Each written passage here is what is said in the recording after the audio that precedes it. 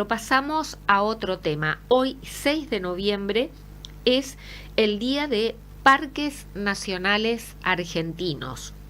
Y lo tenemos en comunicación telefónica. Va a ser un placer volver a dialogar con él. Al presidente de la Asociación de Amigos de Parques Nacionales. Es licenciado en Ciencias Naturales con posgrado en manejo de áreas silvestres y protegidas, es miembro de la Unión Internacional para la Conservación de la Naturaleza y otras tantas funciones más e instituciones relacionadas con áreas protegidas y conservación del ambiente que integra Norberto Obando. Norberto, ¿qué tal? ¿Cómo le va? Buenas noches. ¿Qué tal? Buenas noches, Liliana. Un gusto de conversar con ustedes. Muchas gracias por esta conexión y la posibilidad de intercambiar en un día tan particular como el de hoy, esto de los parques nacionales.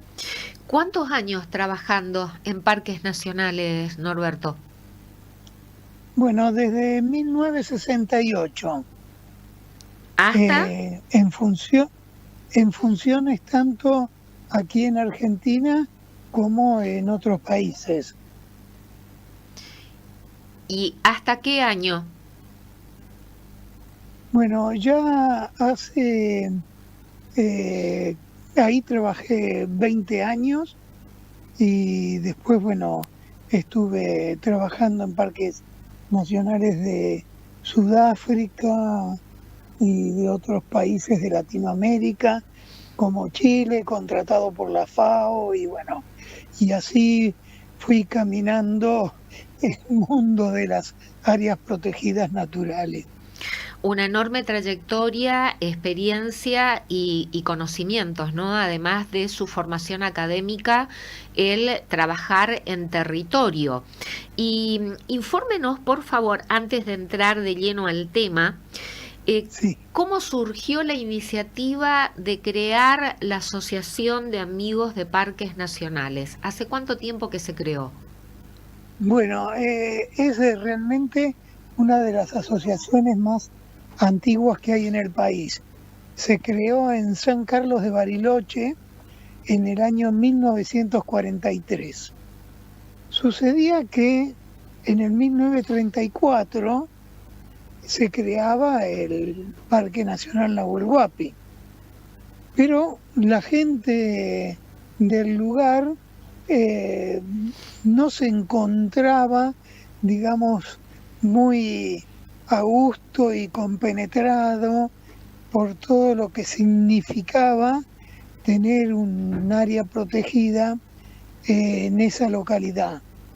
Entonces un sacerdote con un grupo de notables de la zona de Bariloche crearon justamente la Asociación Amigos de los Parques Nacionales para poder hacer un trabajo de educación en conjunto con el gobierno nacional. En ese momento era la vieja administración de parques nacionales que estaba en pleno auge. Y así, bueno, comenzó esa tarea que después, en el año 1958, se trajo una sede a la ciudad de Buenos Aires, y aquí se trabajó muy, muy fuerte, tuvo presidentes muy extraordinarios, de gran valía y realmente de un conocimiento académico muy importante. En esa época estaba muy de moda los ingenieros agrónomos.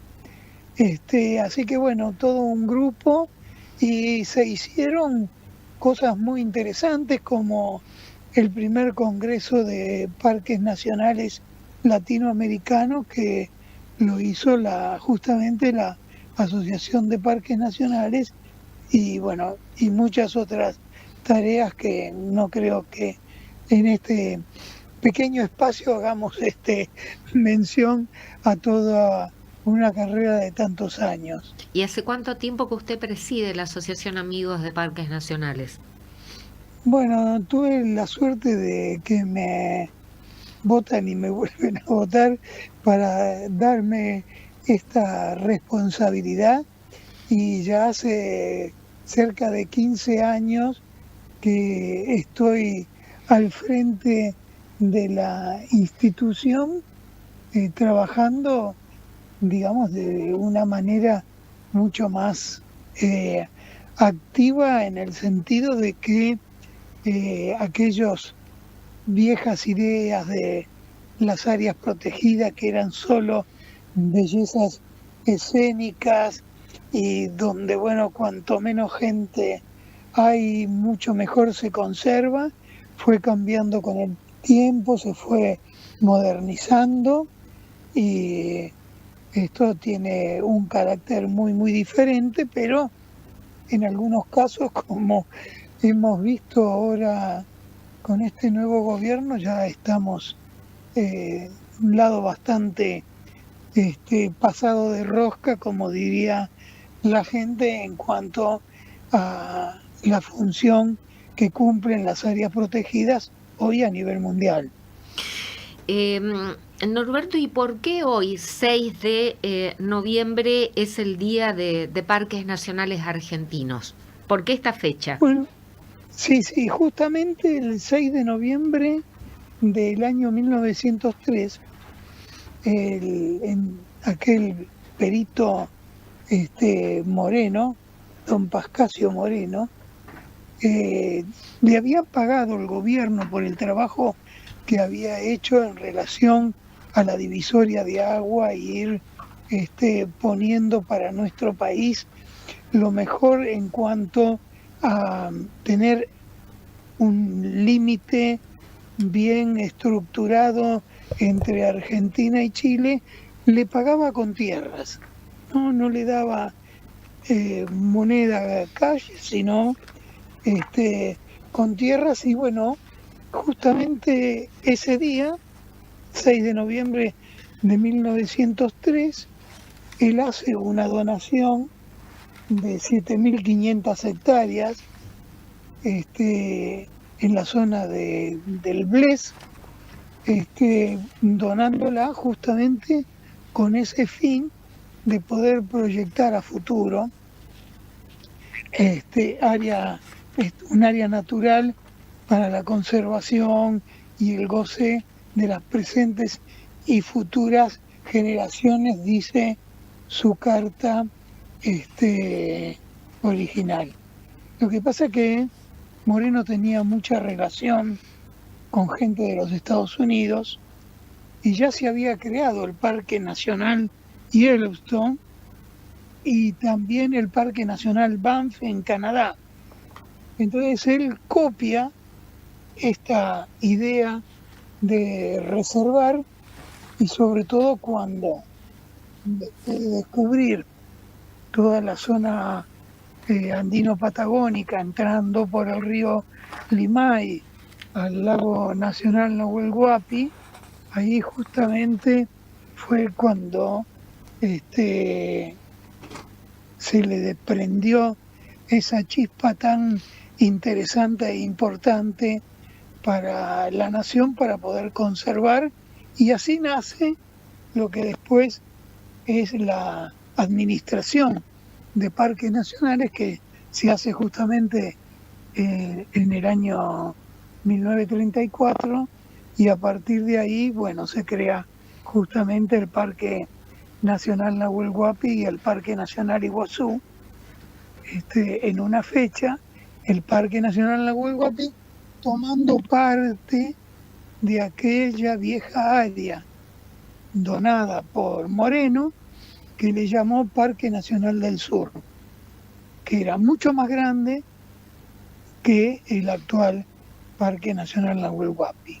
Este es el comienzo de la era de la conservación más importante en la República Argentina. ¿Y por qué es importante tener áreas protegidas administradas por el Estado, en este caso por el Estado Nacional. Claro. En tiempos actuales en que el gobierno actual tiene una política de desguace del Estado precisamente, ¿no? De achicarlo, Sí, de sí, desguazarlo y de considerarlo al Estado como como lo peor, digamos, como una mala palabra. sí, es una mala palabra, realmente. Eh, digamos, hasta el año 2023, que comienza este gobierno, la Nación había logrado 33 parques nacionales, 3 parques interjurisdiccionales marinos, un parque federal, que es el Parque Campo de San Juan en la provincia de Misiones, 18 reservas naturales de la defensa, ¿no? Ocupan unas 400.000 hectáreas y son áreas cuyos campos estaban bajo la jurisdicción del ejército. Entonces se hace un convenio en 11 provincias, o sea, hay 18 áreas de la reserva que se administran entre la Administración de Parques y el Ministerio de Defensa de la Nación, ¿no?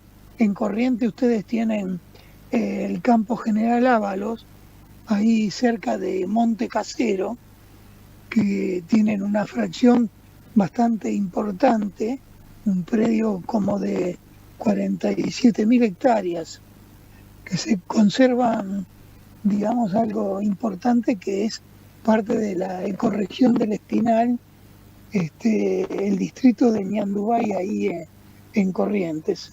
Bueno, esta es la cosecha oficial, digamos, que la República Argentina logra a través de mucho esfuerzo, pero la gente no sabe realmente cómo es que se llega a tener un parque nacional.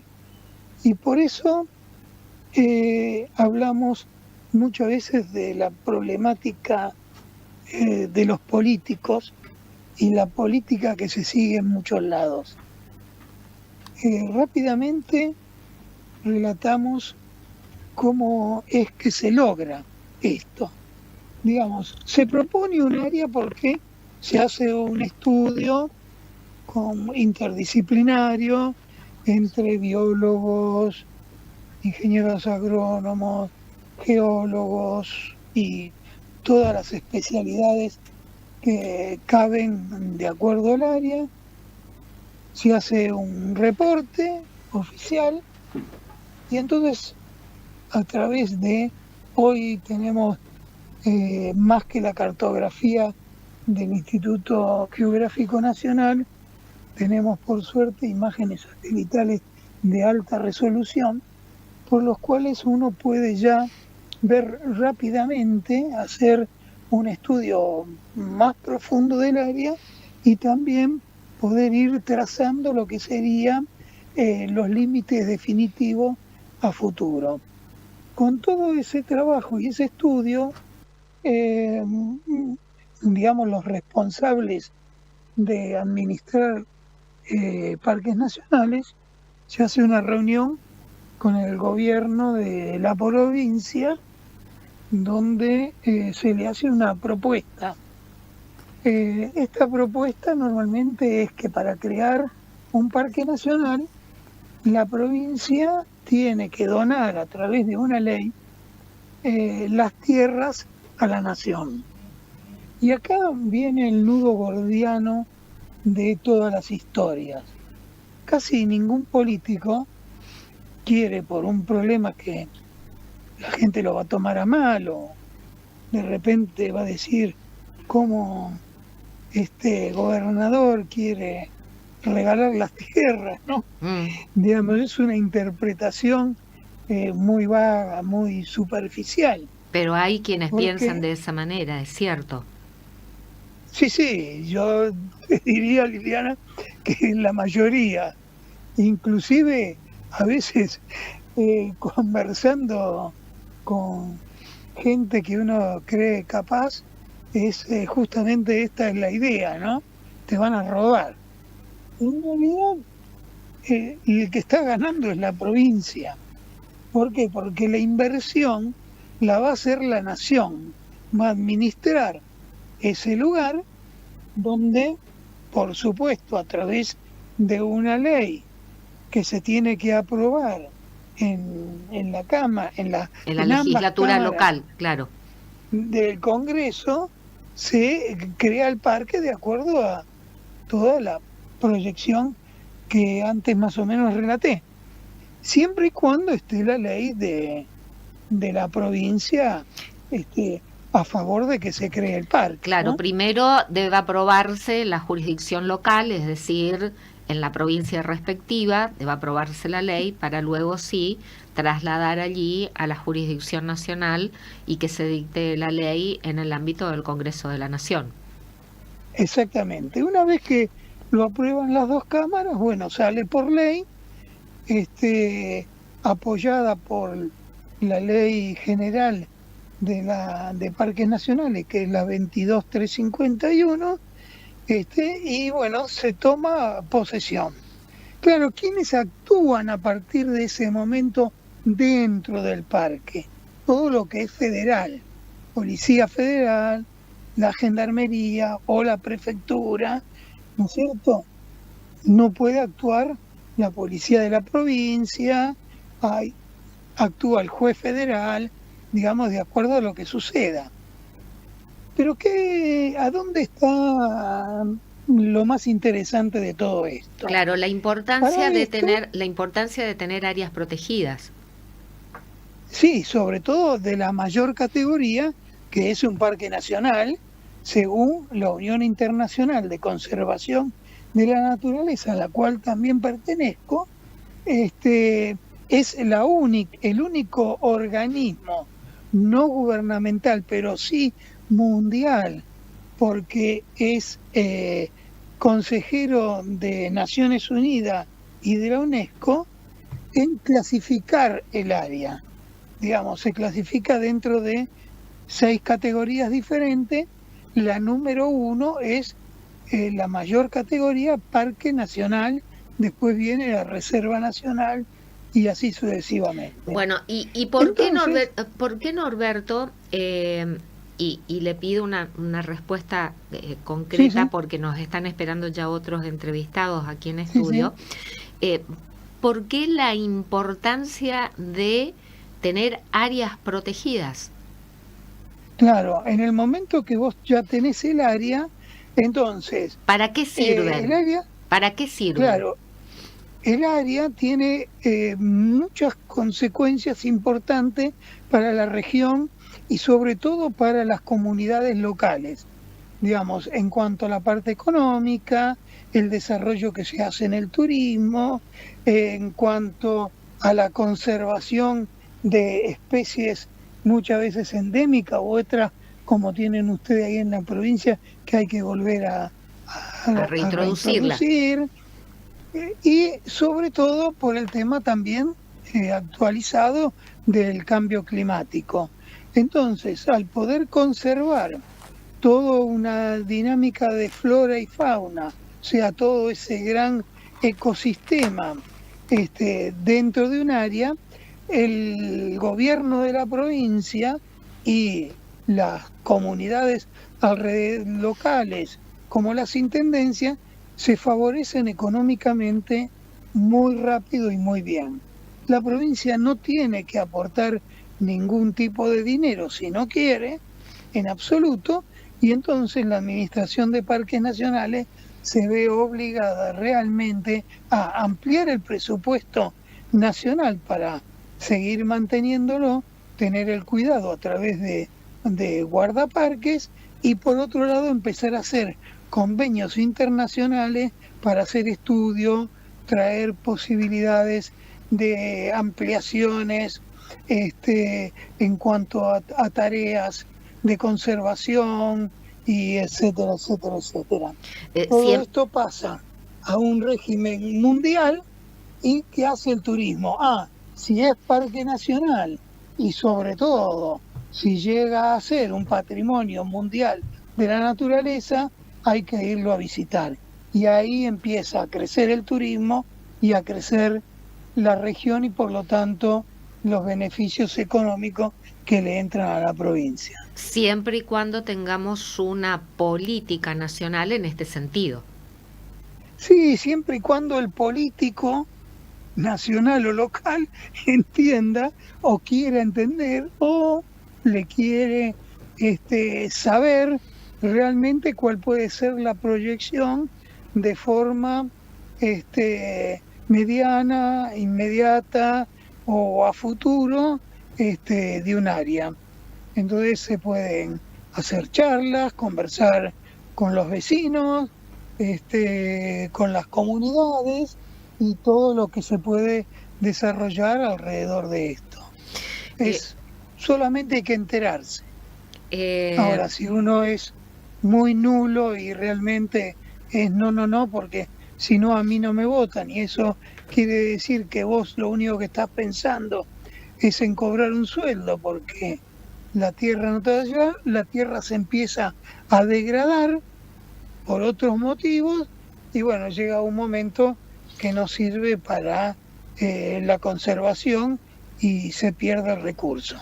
Nuestro país ya tendría que tener mucho más del doble de parques nacionales y hectáreas reservadas, como un ejemplo que hay siempre en Chile. Mientras nosotros tenemos 39 parques nacionales, Chile tiene 101, y si vemos la diferencia de la superficie que ocupa cada país, bueno, no hace falta explicar mucho más.